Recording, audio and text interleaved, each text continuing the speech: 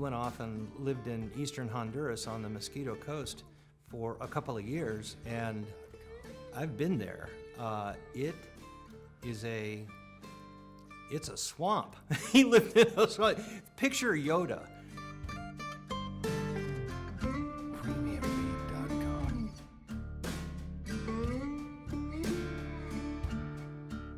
There's an anointing of God. It's raw, it's simple, it's bold, it's direct, it's powerful, and it's backed up supernaturally by all the signs. Jesus said, these are the signs that will follow you. Rocky's got all those signs.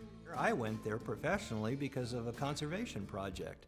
And because I knew Rocky and asked him, would you be our in-country representative? And he says, what about witnessing? And I said, Rocky, no, look, this is a conservation organization and students from San Diego State University, and we can't proselytize them. And I know for a fact, because I flew home with all 20 of these students, and they were absolutely stunned. You know, and now these are young people, but they'd never seen someone so completely transformed. Come on. I mean, I'm like, are you serious? Are you kidding me? This guy, they got saved here in San Diego, and he goes into the jungle. He's like this pirate guy, and now...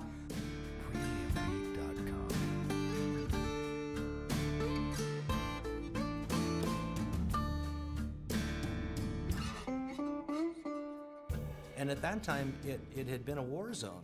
And yet, I remember seeing Yoska for the first time at that Dutch nursing station, and she was standing at a kitchen sink, you know, with iguanas in trees right behind her.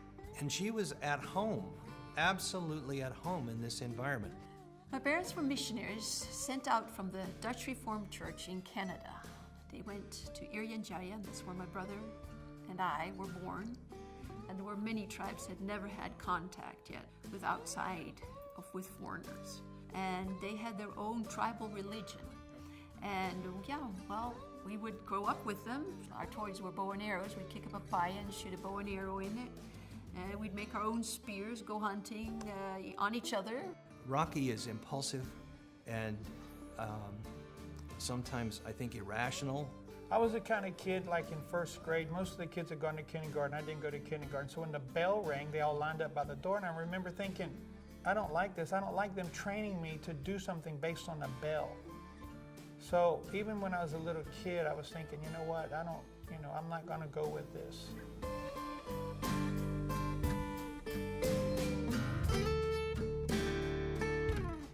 Well, you know what, I'd been in the church for a couple of years, and there was a thing in the evening they called School of E, or School of Evangelism, and there was this guy talking about they needed people to go to the war zone in Nicaragua and all. Doctors and nurses had been killed by the Sandinistas. Child mortality was very high. It was almost 50% at that time. Well, I went to my tracks of my mother and became a nurse. I flew out to Honduras. And then I take a small airplane and it flies me out. Then I start hearing some like small arms fire and stuff. Then we go up to a group of American soldiers and they go, wow, you're going up to the front. I go, I am? You know, like, I don't know. And he drove in with supplies. We unloaded it and Rocky was in the car. Was it love at first sight? Not for me, it wasn't.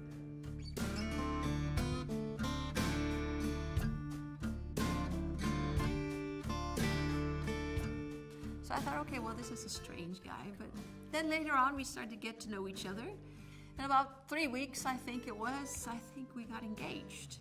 I like adventure. I like doing things that are not the common thing to do. Travel new places, get to know more people, speak other languages. And here he was doing the same. And every single day at lunch, he would spend time reading 5 chapters out of the Bible. So that was very impressive for me. I thought, wow.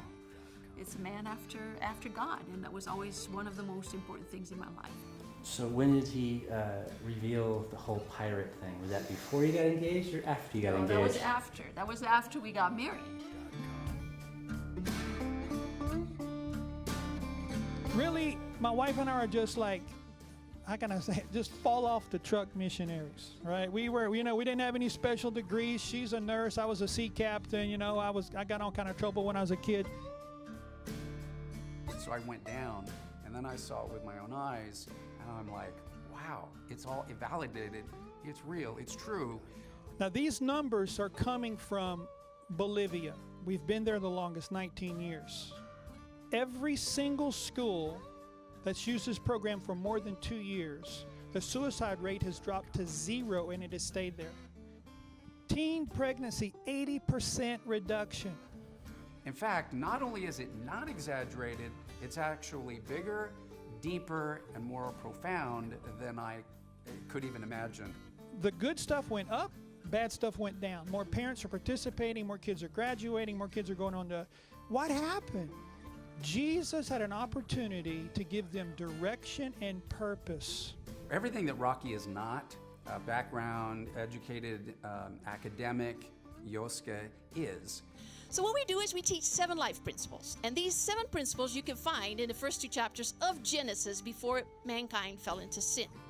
Regarding the 7 principles and the simplicity, that just has to be God-inspired. God speaking to Yoska. She's a student of the Bible. She is a processor, and she takes kind of his wild, rough imagination and gifts and anointing, and she puts it in a divine order. And she loves her man, and she supports him. And that, again, I've seen over and over again is the wind under Rocky's wings. And as a result, the team is powerful. Yoska is the brains, by the way. What would you call Rocky the Brawn? Or? You know what? Rocky is, he's like Joshua, you know? He's ready to take the land. He has never gotten over his conversion experience. As a result, the ministry that God has given him has stretched into all of Central and South America and now Mexico as well. It is genius. It is a plan that can literally take a country's youth and transform them.